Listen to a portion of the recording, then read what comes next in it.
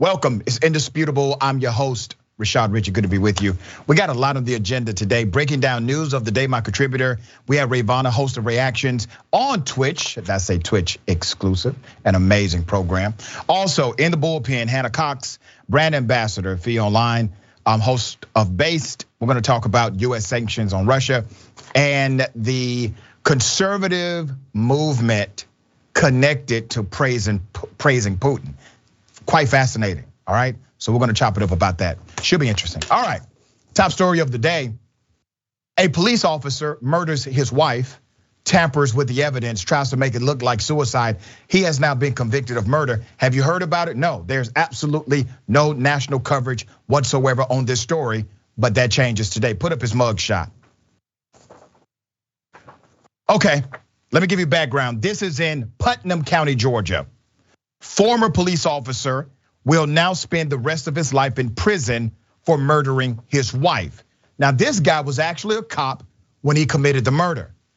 But there's a background associated to this crime that's quite ironic, given the fact he was already arrested for attacking his wife. He was still employed by the police department, let go by the judge, went back to the house, killed the wife, staged the scene, corrupted the evidence, and tried to make it look like a suicide. He was still employed by the police department. According to Putnam County Sheriff Howard Seals, Michael Perot was found guilty on all counts Friday in connection with the 2020 death of 44-year-old Amanda Perot. His charges include malice murder, felony murder, and aggravated assault. Now, there are some other charges that should have been affixed to this criminal. He should have been charged with violating his oath of office. Here's why. He tampered with evidence, filed a false police report, and decided to intentionally manipulate a crime scene. He was a cop when he did all of this. The reason why he was not charged with these things is because they would then have to unravel every case he was involved in. So they decided to keep it just on the murder of his wife. Wrong move. There's more. Perot was initially arrested on January 28th, 2020, and charged with simple battery on his wife, Amanda. In addition to simple battery, he was also charged with child cruelty because his 8-year-old daughter was present at the time. He was still a cop. Now, he did end up being sentenced to life without parole by Judge Brenda Trammell, who's in that district. He was released on a $1,500 bond the next day. So this guy beats up his wife. He gets a child cruelty charge because he does it in front of his child. According to people that know the wife or that knew the wife, she's dead now. He was abusive. He was significantly abusive, okay? So he does all of this. He gets to go home, $1,500 bond. At his bond hearing, the chief magistrate wanted to put him in a condition that he have no contact with his wife, but she assured the court that her husband had no place to go and was okay to go home. Days later, Amanda, his wife, was killed by that criminal. A criminal with a badge. She vouched for him. The magistrate judge should have stuck to the guns of the sentencing, of the probation, or of the bond hearing, and said, no, it's traditional. We do a no contact bond on cases like this. Yana, he has nowhere to go. He's a police officer, first time it has happened. All of those were lies, by the way. We now know it was not the first time, but she vouched for him. She believed in him. And she's dead because of it. Michael claimed she killed herself in front of him. So the cop says, hey, it was a suicide, just coincidence. It happens when I got home from being locked up for beating up my wife. All right, so she killed herself in front of him, according to his narrative, and no one else was home at the time of her death. Seals described it as suspicious, talking about the sheriff, due to the evidence and circumstances surrounding his initial arrest. Remember, the initial arrest was for violence against his wife, all right? The sheriff also revealed that Perot did not call 911. So when they checked his phone records, this clown called his boss, Chief Kent Lawrence, at the police station after he committed murder. The chief put the cop who committed murder on unpaid leave. At the court hearing later Friday, Seals testified it was obvious from the jump that this cop killed his wife and tried to stage it based on details at the scene. A neighbor who gave Amanda refuge in their home also testified, saying she told them if anything happened, she did not kill herself. Now there's a lot to unpack here. Number one, let's go straight to the law enforcement policy angle. This is why I advocate for psychological evaluations every 6 months for every single cop in the United States of America. Somebody should have picked up on this immediately. Here's a secondary issue here. The friend, the neighbor, was aware of the abuse, went into detail about the abuse in a later conversation. If you are a friend to somebody who is being abused, I know you love the relationship you have with that person, and they may be mad at you for reporting violence against them. They may be upset, but damn it, they'll be alive. They will be alive. The judge who wanted to do the traditional thing, which is no contact bond, was talked out of it by the wife. Judges, stop it. Just because he's a cop, you had plenty of people that said the same thing in that courtroom, and you said, no, we're not going to take that risk. Please understand the data here, judges. The data says that police officers are more likely than the average citizen to do something like this. More likely, not less, more. All right. Rayyvana, I know you know this stuff much more than I do. Give us some of your insight here. Yeah, well, first I want to say the man who killed his wife, the cop who killed his wife, is not the only person who killed her. It's the systemic failings of the court that allowed him to return home to her and eventually murder her when they should not have done that. They should have known better. It's not the traditional course of action. But like you said, cops are more likely to be engaged in domestic violence. I think the stat is about 40% of cops self-report that they engage in domestic violence against their partners or their spouses. But we don't see 40% of cops who are doing this being held accountable. We don't see justice for the victims that are predominantly their wives, their girlfriends, these women. We don't see justice for them. So stories like this just makes you wonder, how many women have their police officer husbands returning home to them at the end of the day to victimize them, to torture them, and abuse them, who will never see justice. And it's just we need to continue to advocate for these women, and we need to continue to advocate for accountability. And like you mentioned, there's more charges that could have been brought against this police officer. And it's another failing that they weren't, although he'll be spending the rest of his life in prison. It is a systemic failure still that they did not throw the book at him because the police, the police office itself did not want to be more introspective, did not want to have to do that extra work, to hold themselves accountable for what this abuse could also mean for the cases that they have handled. Yeah, this cop demonstrated that he's willing to lie on police reports. He's willing to manipulate evidence. He's willing to stage a crime scene. He's willing to violate his oath of office. And he was employed by that office while doing so. They should look at his background. They now have to investigate everything he swore to, every affidavit he may have signed, every time he gave a testimony and said, that's the person that needs to be scrutinized.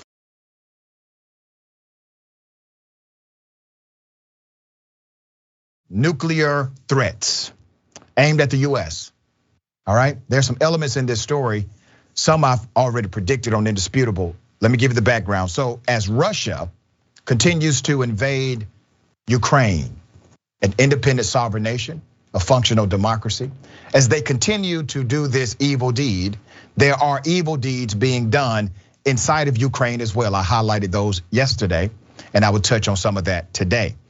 It was Sunday when Putin, in a televised meeting with the country's top defense officials, had the following to say. Top officials in leading NATO countries have allowed themselves to make aggressive comments about our country. Therefore, I hereby order the Minister of Defense and the Chief of the General Staff to place the Russian Army Deterrence Force on combat alert. What does all of that mean? That means that he's ordering nuclear weapons to be war ready and war capable, okay? That's one. It gets deeper. He has placed the country on its highest state of alert. Russia's nuclear weapons are part of its deterrent strategy. Russia took control of arms from other former Soviet republics, including Ukraine and Belarus in the 1990s. Now, Russia has invaded Ukraine and Belarus, which is allied with Moscow, plans to renounce its non-nuclear status and could theoretically allow Russia to bring nuclear weapons back into the country. And breaking news today shows Belarusian troops have been spotted joining, this is according to breaking news today, joining Russian forces. However, this has been denied by their leader. President Joe Biden was asked, is this a concern? He said, no. When asked about the prospect of nuclear weapons, Joe Biden is incorrect. It is a concern, okay? It's not only a psychological concern, it's a real life concern. Biden is completely incorrect on this. The threat is not unprecedented. CNN spoke with authors of the 2017 book, Nuclear Weapons and Coercive Diplomacy. They documented 19 instances of nuclear threats and coercive language in the post-World War II era. This includes Soviet leaders like Khrushchev telling the US ambassador in 1959, the West seems to forget that a few Russian missiles could destroy all of Europe. Now, here's the fact. Russia, according to the record we have, Russia has 6,250 nuclear warheads.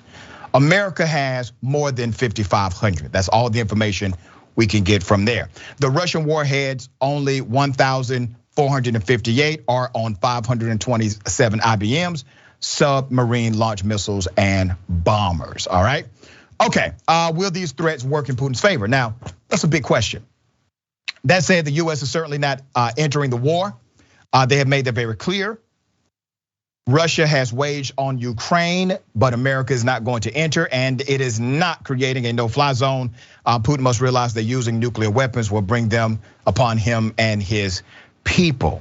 Now, there's a lot of commentary about this out there saying, wait a minute, Putin is willing to go to the extreme on this and actually use nuclear weapons. And then you have people that are considered historians, individuals who write books about nuclear warfare or nuclear threats and diplomacy saying, oh, no.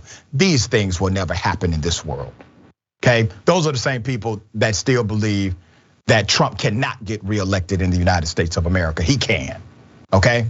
All right, be careful about these cats. They've been around a long time and they have been wrong a lot, all right? Okay, let's highlight the Ukraine, Miss Grand Ukraine. All right, war has a lot of propaganda connected to it. And this is a picture of Anastasia Lena. And according to a post, she's the former 2015 Miss Grand Ukraine. She has traded her heels in for combat boots. Now, it is propaganda, okay? When you read the message, she's telling people to be strong and trying to recruit individuals to stand up for their country, all right? Now, another part of this that has been highlighted recently, and I said this yesterday, if Ukraine does not figure out how to speak directly to the apparent racism, the discriminatory actions of other Ukrainians, if they don't say something, African nations in particular will not be able to continue to support them internationally. I said that yesterday. I said it right here on Indisputable. That will happen. And I also said Russia, Vladimir Putin, of course, will use that against Ukrainians in order to dissuade public support. That's exactly what's happening today. So now you've had the Nigerian government, they have come out and denounced the actions of Ukraine. Nigerian government has condemned the treatment of thousands of its students and citizens fleeing the war in Ukraine amid growing concerns that African students are facing discrimination by security officials and being denied entry into Poland. All right, and if you remember, all of the reporting that we highlighted right here on Indisputable that showed hyper-aggressive bias, implicit bias. I mean, they had the whole damn spectrum referring to those that are in the midst of this warfare as good white Christians. I'm paraphrasing, but that's basically what they said. As if those who are not Christian or white are not as valuable or sophisticated as those in this nation right now. Here's some of that.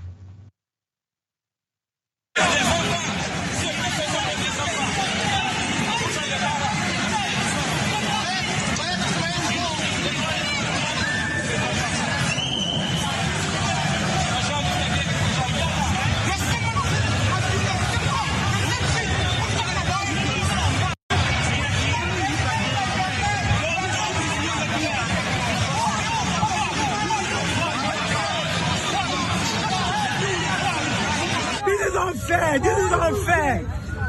White boys guns and foreigners. White boys guns and guns. White boys guns on us. You have to find Russia.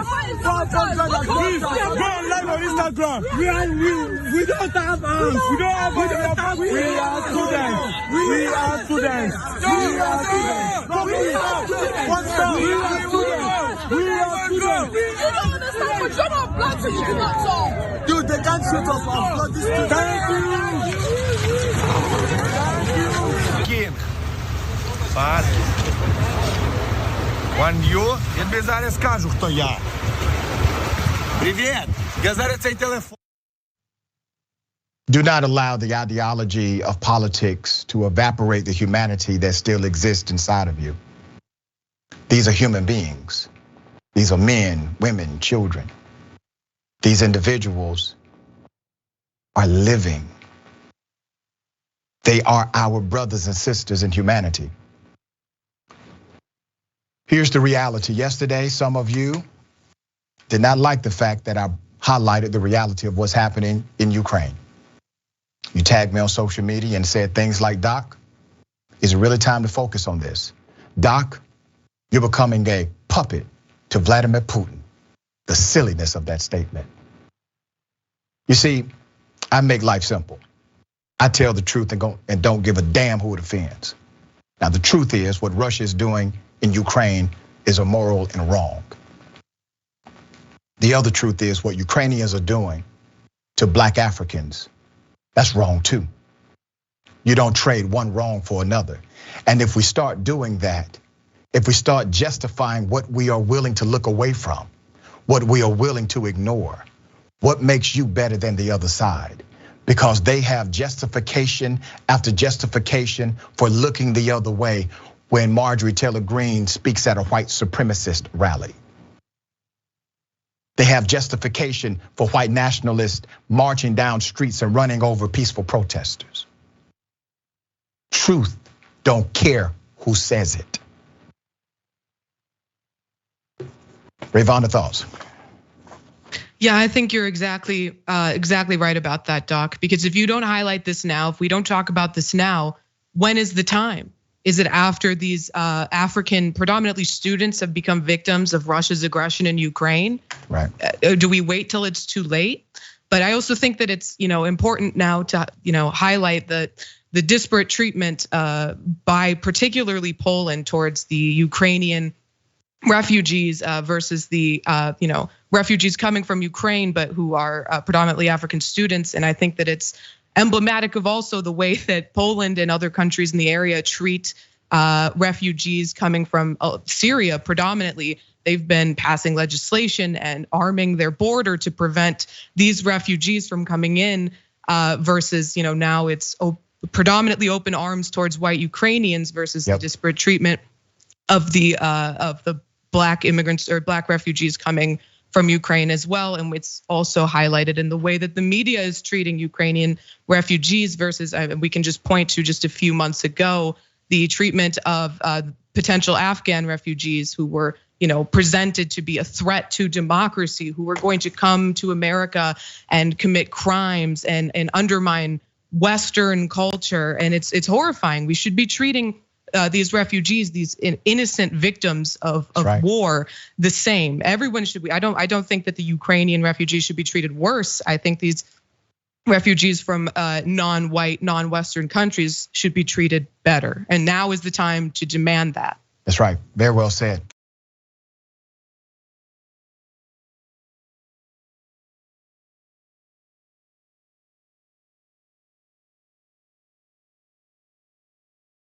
This is something that we've covered. A police chief who got 80 felonies, got arrested for 80 felonies. He then worked at an auto body shop while waiting to go to trial for these 80 felonies. He goes to an auto body shop to work. He steals catalytic converters. After stealing catalytic converters and getting caught for it and arrested, he then gets arrested again for faking his own death. You could not make this up. Let's put up a picture of him being escorted out of his aunt's home. He was a whole damn police chief. This is an update to a story we reported on just a few days ago. Former North Carolina police chief was arrested for allegedly faking his own death in an attempt to dodge prosecution on more than 80 felony charges. The ex-Chadbourne chief, Anthony Spivey, that's him, 36 years of age, skipped out on the court hearing, staged his own suicide, but was nabbed just after midnight on Thursday, hiding out at his aunt's apartment in South Carolina. Prosecutors tried to keep the slippery Spivey behind bars, but he remained free on bond. Then he ditched a recent court hearing, claiming he was sick with COVID. Okay, facing another court date on Monday, he staged his death. What did he do? He parked his truck near a boat launch on the Lumber River, and he left a letter saying goodbye to his family. All right, so you see the crime scene. He takes his truck. I mean, this guy is a regular Barney Fife. He takes his truck. He's thinking, yeah, this'll do it. Takes his truck, parks it, writes a cryptic letter about, a suicide. Family members described the incident as a possible suicide, and Columbus County, North Carolina police found Spivey's boat at the river with a .22 caliber rifle on board.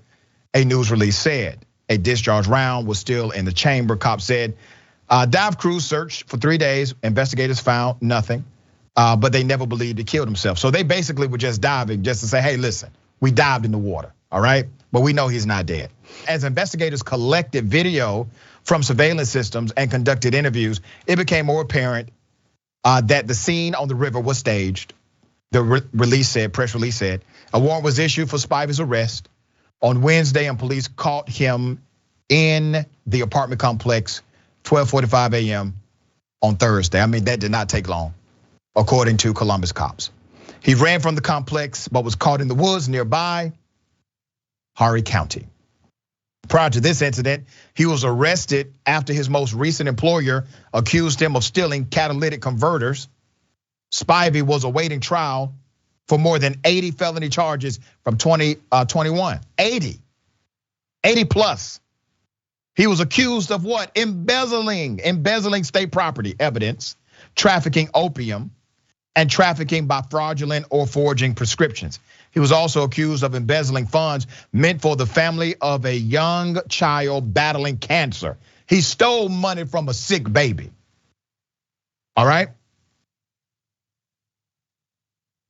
Investigators said he took $8,000 intended for the family of Philip Tanner Buffkin, who died of leukemia in 2019. Spivey also allegedly stole and sold 5 guns from the police department he was chief of in between 2019 and 2021.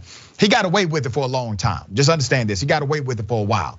And obviously he was making money, but I guarantee you this, he was not making that money alone. He sold those guns to somebody, he sold that dope to somebody, he engaged with other individuals in his criminal enterprise. I'm surprised that we have not heard the follow-up story about who he was in conspiracy with. But this guy, listen, this just me keeping it Glenwood. This has to be the dumbest SOB to ever do a crime with. Anyway, he's in jail now after faking his own death. Like I said, you can't make this up. Rayyvana. Yeah, I think I agree with you. This man might be the dumbest, but I think this is a story that can really be used to highlight the problems with cash bail in this country. So this man's able to be out on bail because he had the money to post it, while there are people who are awaiting trial for years at Rikers, not convicted of a crime. People who die awaiting trial, never convicted of a crime. And I'm really proud of my state, Illinois, is repealing cash bail. By this time next year, it will be fully repealed. And I'm hoping that more people get involved in the movement to do this bail reform all across the country, because it creates stricter guidelines for releasing inmates. There's no cash bail, and someone like this man who is obviously a flight risk, obviously has a very high propensity to be a repeat offender if he's and continue to do crimes if he's released on bail. Might not have been able to do that. So I hope people continue to get involved in their states and try to implement the same type of judicial and bail reform all across the country. Yep, very well said. And I got to remind people that the stats are already in. Money does not bring people back to court. If somebody shows up for court, it's not because they said, you know what, damn, I paid that bond money, I gotta go to court. It's because they don't want the other stuff connected to them not going to court, like a warrant for your arrest. All right, we got more. It's indisputable, stick and stay.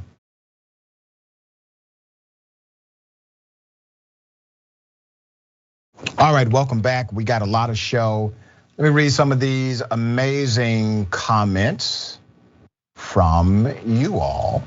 Before I get to the comments, let me remind everyone, J.R. Jackson, the watch list, all right? Make sure you are tuned into the watch list every day. That's live weekdays, 12 p.m. Eastern time, 9 a.m. Pacific time. Find out the stories that you should be paying attention to in news, politics, culture, current events, sports, and more. He covers so much ground. It's a remarkable show. 10-week test series at TYT. Make sure to support JR by watching live daily, and do not forget to subscribe and follow youtube.com/watchlistTYT and facebook.com/watchlistTYT.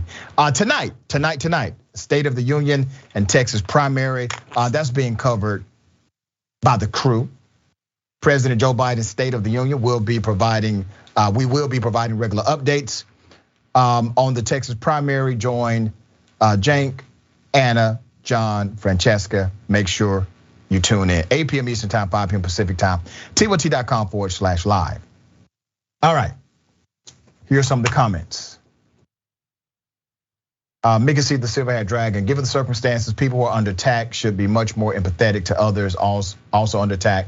The press is highlighting how Ukrainians are standing together, but not all are together.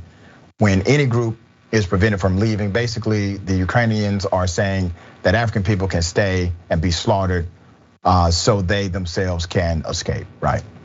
Okay, Tim Brennan, thank you for that, Tim. Keep telling the truth, Doc. I'm so glad you don't listen to the naysayers. Refugees need our assistance, all of them. Thank you for that. Kevin Bard says, Julia Roberts did a better job faking her drowning death. It's sleeping with the enemy. Yeah, guess you did see that movie. By the way, I want a triple dose one day. Woo! I don't know if we can handle a triple dose of Karenicity. I mean, that's some next level stuff right there. All right, Buckhorse DC, I'm cracking up, Doc. Made Money in the Building says that police chief is putting in overtime in the profession of criminality. Dang, He needs to change his name to Slimy. Bernard the Kiwi Dragon. Completely with you, Doc. There is absolutely no reason to draw distinctions. Anybody caught up in a war-torn Ukraine should evacuate all the same, whether it be black or white. If they choose to, that's correct. All right. Naughtiest Maximus. All right, I like that. Cops and domestic violence, sadly, often go together, hand in hand. That and police officer is one of the top 10 jobs sought out by sociopaths and psychopaths. That's correct. That's a fact. Okay, ladies and gentlemen, I wish a Karen would. You want to call the police on them for having a barbecue on a Sunday? You're still free. Back off. I'm going to tell them there's an African-American man threatening my life. My matters. Black Lives Matter. Half on page all this. Black Lives Matter. My time. Have a great time, ma'am. Black Lives Matter. My matters. You make no sense. What is wrong with you? Don't matter, but her yes. Black lives don't matter. Her This is a bit of a throwback, Karen. I wanted to remind everyone that simple slogans, it is a campaign. Black Lives Matter is a campaign. Yes, it's a movement. Yes, it's all of those other things, but it's also a campaign, right? Black Lives Matter. You got t-shirts at Walmart. The slogan, Black Lives Matter, caused this kind of response from someone who obviously does not believe black lives should matter enough to have print on a t-shirt. You know, you can just not buy the shirt. You can walk past it. I'm sure there are other items of clothing you would not purchase. Maybe you don't like the color, maybe you don't like what it says, maybe you don't like the brand name, I don't know. But this kind of reaction has now become very normative in extreme conservative circles in particular. Why does this message of black lives disrupt their psychology so much? Why does it? Well, here's why. As my dear sister who has been on the show would say, when you are in a privileged position, equality looks like oppression to you. That's why. All right, what are your thoughts on this one? Well, I think one, it's ridiculous. What she's saying is ridiculous. Yeah. But the meows in the video to censor what she was saying were fantastic, and yes. I love that. But I think it is just like it helps display how ignorant and childlike these individuals' minds are. That their initial reaction to seeing something that upsets them is to have a temper tantrum in public, to publicly freak out. Or her, reaction is to grab the nearest thing and start smashing it on the ground. And I feel bad. I feel really bad watching that for the people who work at that Walmart who now have to clean up this woman's mess because she doesn't have an adult brain, or she can't function like a respectable adult in public. She has to do this freak out because she saw something she doesn't like. Now some minimum wage employee has to clean up her mess. I mean, if I worked there, I would walk out and hand her the broom. Right? Yeah. I'm not cleaning this up for you. Absolutely not. Yeah, I mean, what she did was criminal. Obviously, there should have been an arrest, but I highly doubt she was arrested. Okay. Why are Republicans so fascinated with Vladimir Putin? I mean, they love the guy. And guess what? I have uncovered evidence, clear evidence that shows exactly why they support Vladimir Putin. Here it is. Today, in 2024, a crazy thing happened, and Biden were running against Putin for president of the United States. Putin. Who would you vote for? I would vote for Putin. Wow. That's a Trump supporter. That's a Trump supporter. Here's more. What we're seeing is 100% fabricated. Okay? Now, obviously, if Pelosi and all these people are for Ukraine, you go opposite. That's just common sense. Common sense. Right. Okay.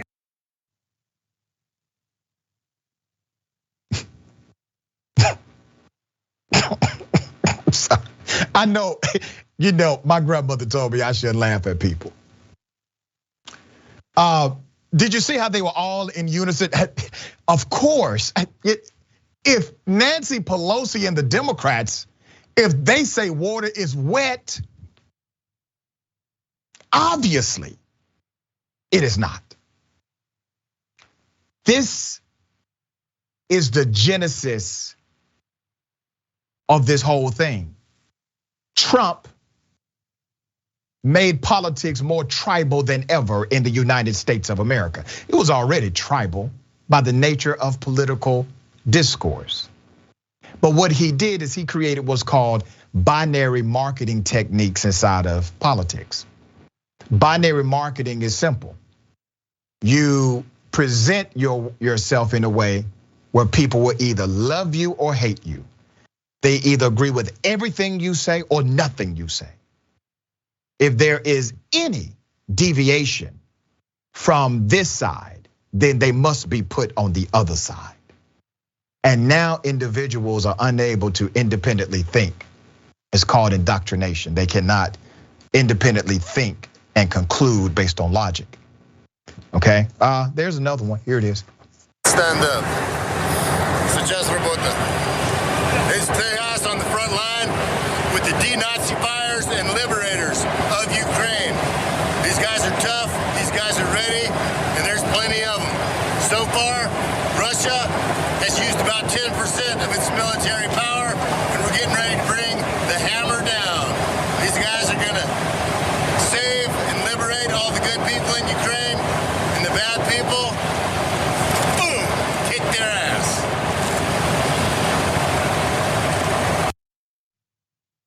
Yeah, another Trump supporter. His name is Russell Bentley. He's standing with Russian troops. How in the hell did he get over there? I'm not talking about in Russia. How is he with the Russian military? Who gave him the security pass? I got to tell you this, Russell Bentley.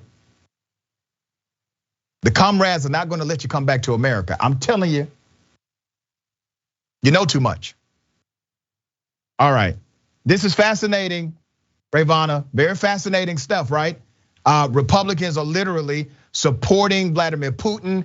Marjorie Taylor Greene just a few days ago spoke at a pro-Putin rally. They were shouting Putin, Putin all over the audience. She came, she spoke. What's happening? What's going on in the world?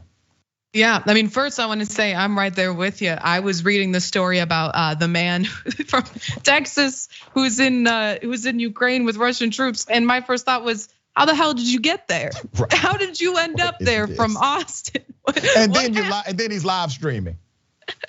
They allowed him to live stream. Okay, but yeah. So when it comes to the other, the pro-Putin sentiment from the Republicans, I mean, we saw the woman who was literally just like, Biden and Pelosi are pro-Ukraine, so obviously Putin's good. It's just like the simplification, the team sportsification of politics, right? Like, yeah, my team good, your team bad, your team like this, so my team, has to go the opposite way. And it's a pathetic, unnuanced way to view politics and leads you down some like really, dangerous and dark roads. But also just like the thought that, my mom used to always say to me, if so-and-so told you to jump off a bridge, would you do it? For these people, it's like if Nancy Pelosi told you not to jump off a bridge, would you jump off a bridge? It's ridiculous. Jumping off a bridge may be good now if Nancy Pelosi said do not do it. All right, we got more on the other side. It's indisputable. Stick and stay.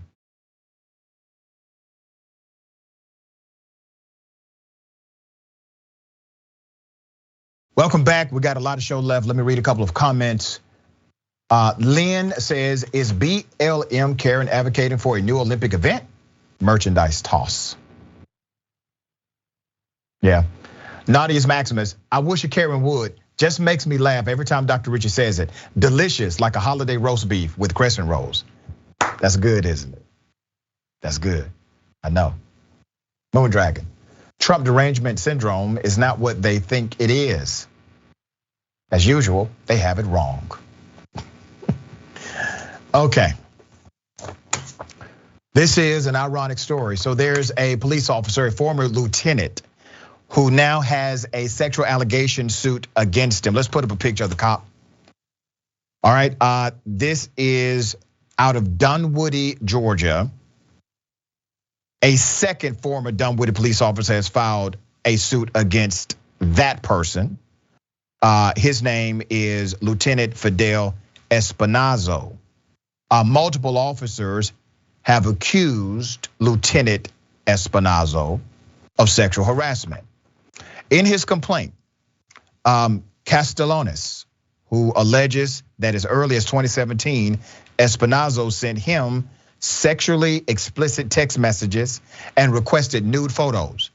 He also alleges that the lieutenant requested sexual favors from him and took a photo of Castellanos while he was using the bathroom.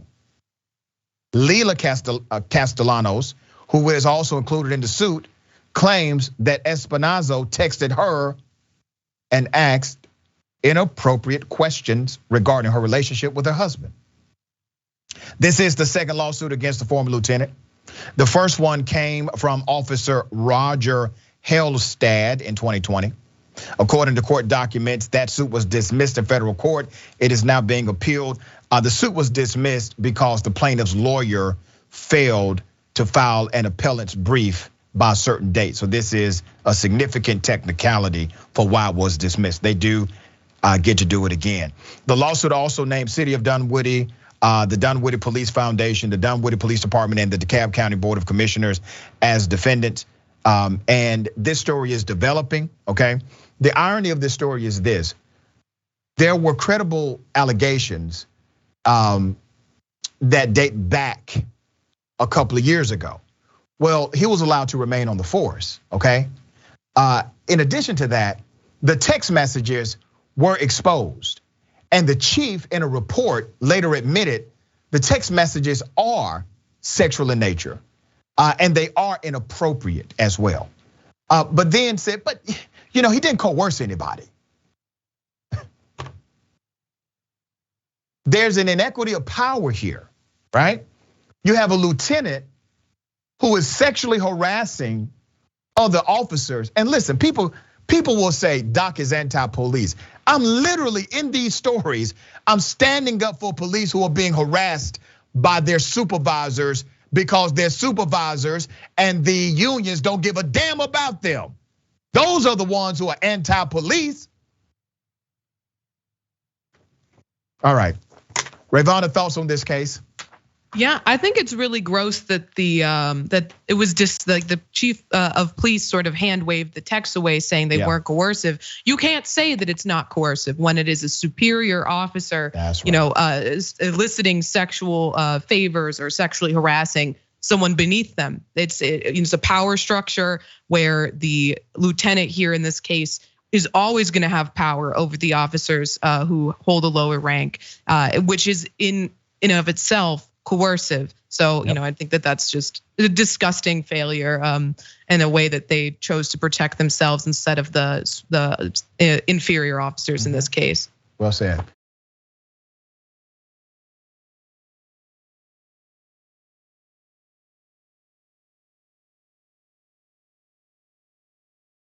There's a school teacher slaps a student, caught on video, put up the still of the student slapping, of the teacher slapping the student.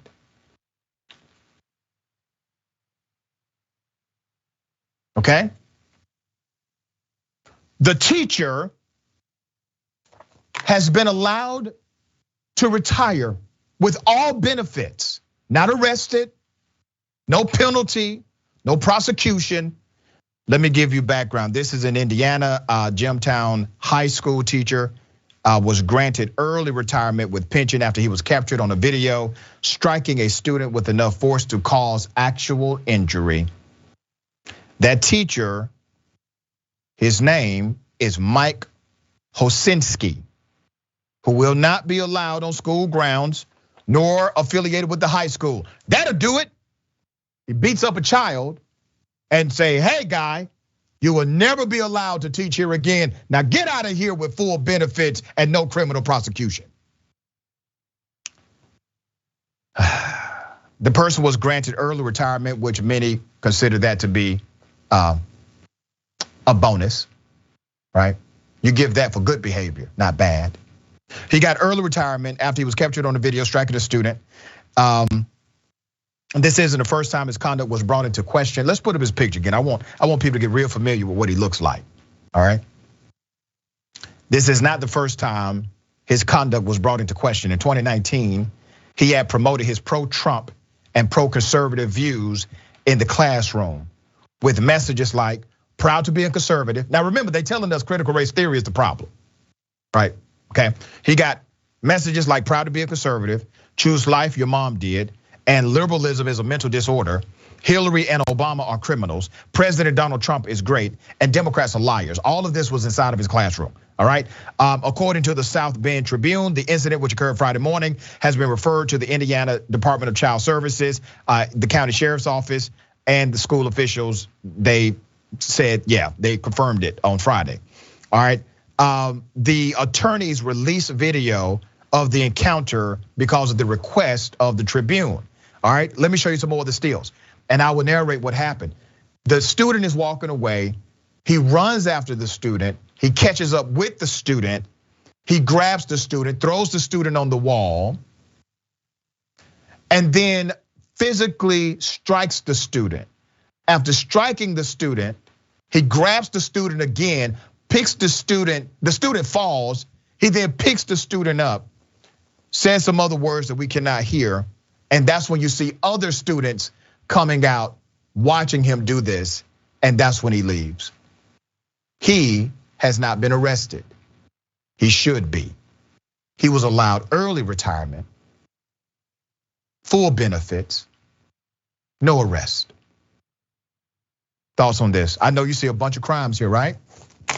Yeah, I mean, it's horrifying. And I used to work in a school for kids who had behavioral and emotional disabilities, and those students would beat on me all day long. I'd get slapped, I'd get kicked, punched, spit on. And one thing that they teach you as you're going into those scenarios, and going into those jobs is that you need to be able to keep your calm in these situations, because these are children you're dealing with, and a lot of them have gone through some stuff in their background.